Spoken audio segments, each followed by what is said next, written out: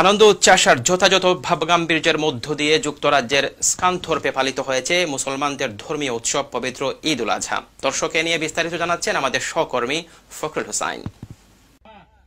আনন্দ উচ্ছ্বাস আর যথাযথ ভাবগম্ভীর্যের মধ্য দিয়ে যুক্তরাজ্যের স্কানথোর্পে পালিত হয়েছে মুসলমানদের ধর্মীয় উৎসব পবিত্র ঈদ উল আজহা। শহরের সবগুলো মসজিদ সহ খোলা আকাশের নিচে স্থানীয় মুসলমানেরা আদায় করেন ঈদের নামাজ। প্রতিবারের মতো এবারও বাংলাদেশ ওয়েলফেয়ার অ্যাসোসিয়েশনের আয়োজনে স্থানীয় শেফিল্ড পার্কে ঈদের জামাতে বিপুল সংখ্যক ধর্মপ্রাণ মুসলমানদের উপস্থিতি ছিল লক্ষণীয়।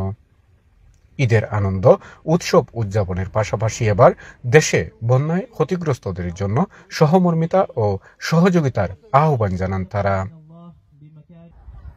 ঈদ মানেই আনন্দ, ঈদ মানেই খুশি, বাট এইবারে ঈদটা আমাদের কাছে একটু ব্যতিক্রম লাগতেছে, যেহেতু আমাদের জন্মভূমি বাংলাদেশ, বিশেষ করে বৃহত্তর সিলেটে লক্ষ লক্ষ মানুষ আজকে পানিবন্দী হয়ে অসহায় অবস্থায় আছে। তাদের প্রতি আমাদের রইল অনেক অনেক দোয়া এবং ভালোবাসা। ঈদ মুবারক।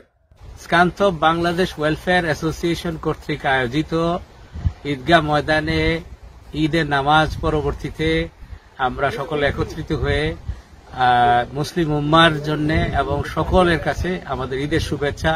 ঈদ মুবারক।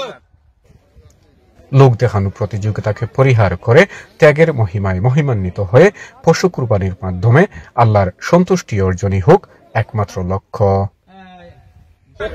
শত প্রতিকূলতার মধ্যেও পবিত্র ঈদ উল আজহা সবার জীবনে বয়ে নিয়ে আসুক নির্মল আনন্দ।